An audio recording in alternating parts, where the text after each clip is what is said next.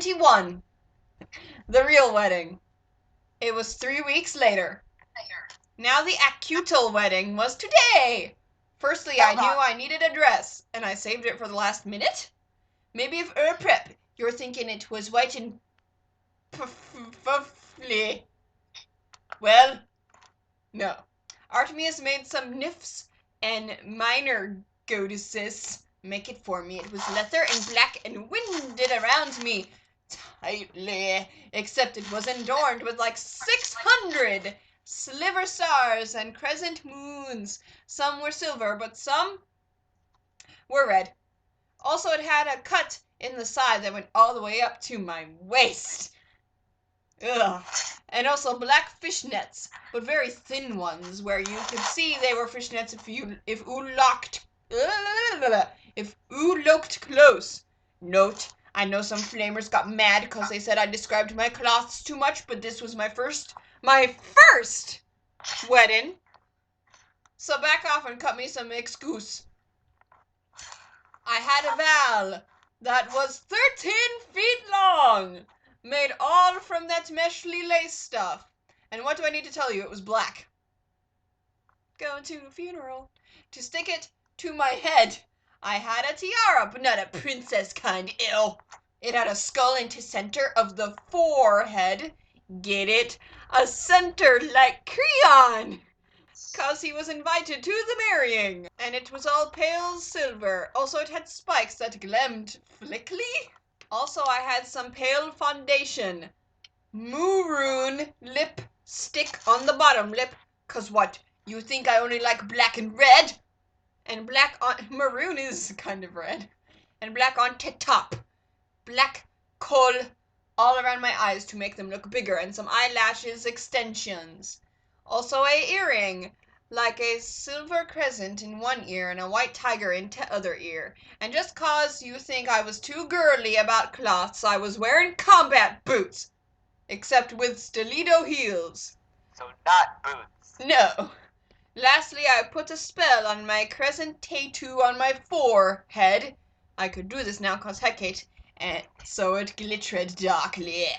As opposed to before, where it just glowed. Yes. Before it was a headlamp, now it glitters. Like a headlamp. Like, Alabaster was wearing not a suit, but a leather jacket, all black and textured. Also black jeans with runes on them, and a metallic futon of metal.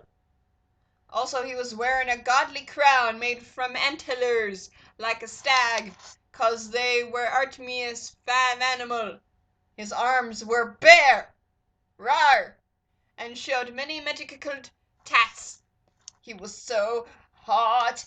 I thought maybe. My heart clenched in my throat. What if he cheated on me?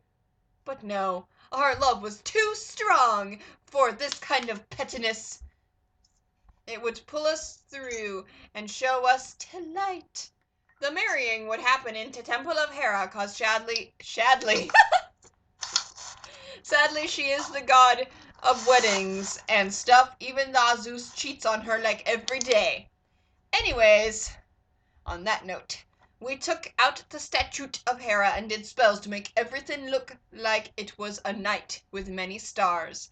Also, we had exemplifiers to play music very loud. I walked up the aisle to the altar. Ivy and Hazel and Jason carried my veil. Fluttershy walked proudly before us, throwing black roses out from a spatial slot Hephaestus put there, so it could throw black roses. The music started to play. It was a song that Temuses wrote for the wedding. It was hardcore, but sensitive, with lots of drums, but a violin in the middle. Also a guitar. It was called Forever Alone. Perfect for a wedding. It was epic, but kind of depressing, 'cause Kyron broke down and a tear rattled his cheek. And I knew he was thinking of Kornos. But you know what? Fuck Kornos, this was my wedding. And I was thinking about me, unlike every other day when I wasn't thinking about me. I went to the altar, and there was Alabaster looking so hot he could have bursted into a confetti of hotness. What a wonderful twist that would have been! I want to read that story. Poof! This isn't Fairy Odd Parents. We didn't have administration, 'cause we were Greek, so instead Artemis married us. Not like tattoo perv, she said. Albaster. Torrington. Do thou take Flavia, Maya, Lilith Knight as thy lawful wedding wife? Which rhymes? Ish. Alabaster spoke the most powerful 3 words in the world. I do. Oh. Let's see. 1, 2. Period. That's the third word, but it's not even There's in no there. period.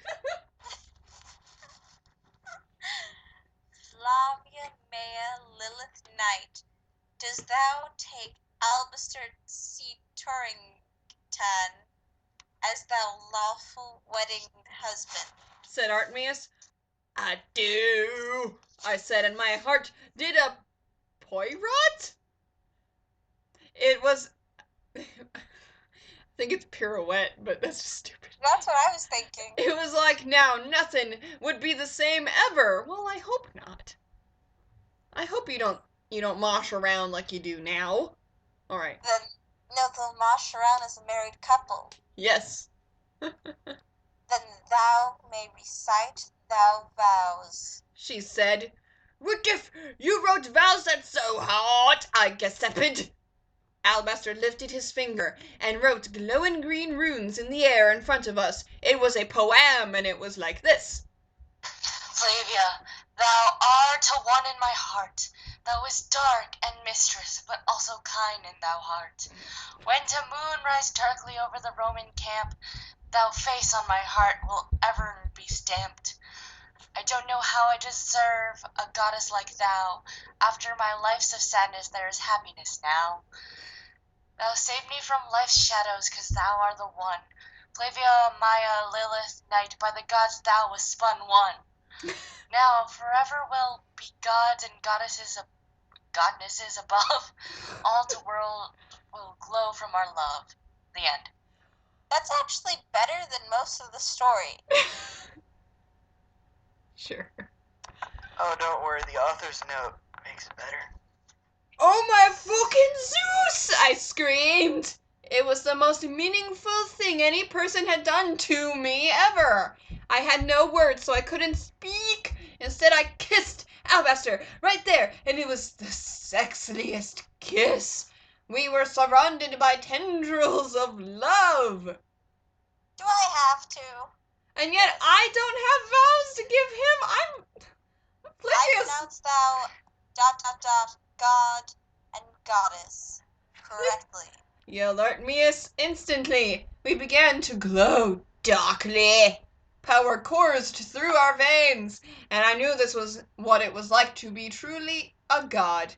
And now all the world would know of our unendingness love, 'cause I was Timundata, like the title. That's not where it ends? Oh No. no, there's the epilogue. The epilogue. Epilogue? I don't know. Well, like you probably guessed, this is the end of my story. Except my life as a goddess was just started. My godly animal is a white tiger. Also a snow leopard. Also Hot Topic? Lol? That's not an animal. At first I was just a DM god, but now I am the 13 Olympican! Well, I guess you want to know what happened to everyone else. I guess. Here's an explanation. Leo and Hazel became engaged to each other. It was very romantical, and the gods blessed their unionizing.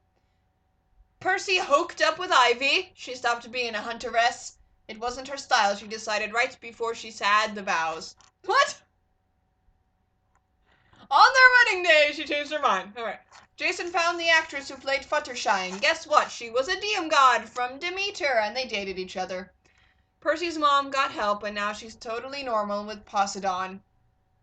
Annabeth was forever alone, like the song, but this is the way of the prep.